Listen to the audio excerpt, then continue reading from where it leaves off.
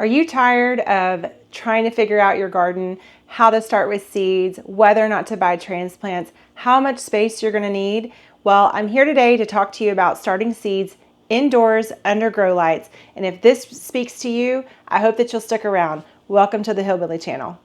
Here on today's video, we're going to talk about how I set up my seed starting station, what tools I use, and how it all works. So today, that's what we're talking about. And if you have ever experienced wanting to grow more in your garden and just not being very successful, I'm here today to show you how. I was once there too.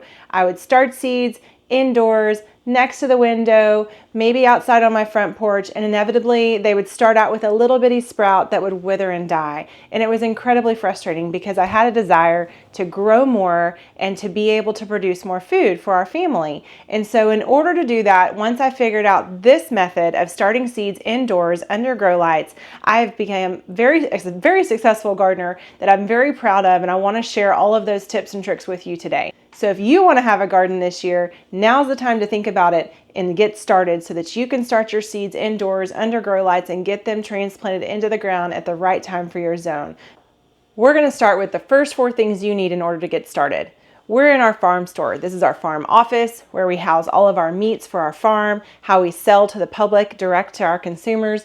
It's where we get things done. And so we don't have a garage, we have a carport. I don't have a warmer temperature controlled environment in order to house my seed starting station. I've had this in the house before on a smaller scale. We've had it in the living room, in the office, in the mudroom, but now all those places are taken up with other things. So we've moved the seed starting station out to our farm store in order to create a more regulated temperature controlled environment.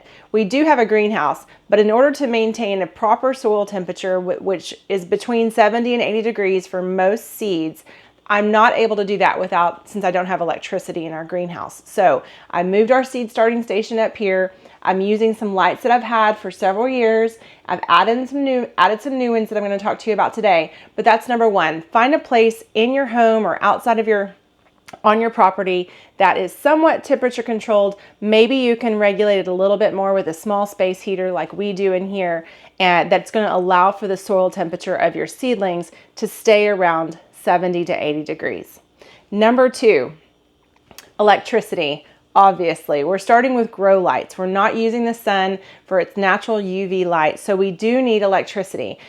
These particular lights all have different usages and different types of connections. My top ones up here that are the red and blue colors, they actually each have their own plug, whereas my new lights here on the bottom can daisy chain together, and I really like that because then I only need one power source to power all of the lights on the lower 2 shelves.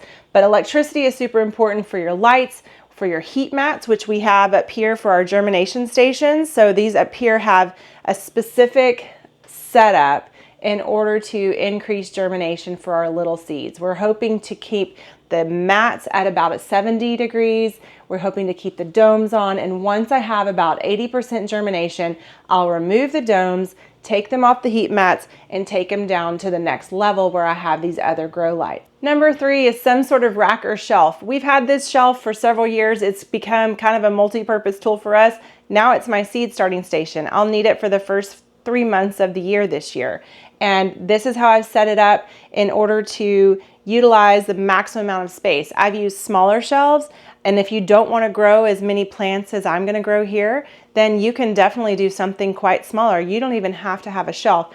I just like these because there's an easy way to connect my lights and hang them from each of the individual shelves.